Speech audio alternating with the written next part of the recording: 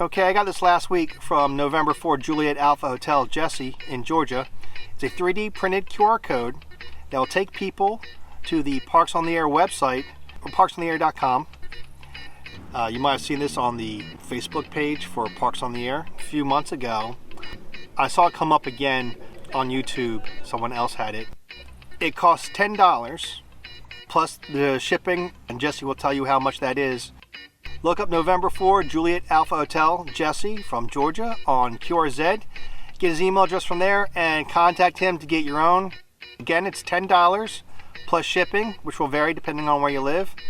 He will give you more details once you contact him. Thanks for watching. 73.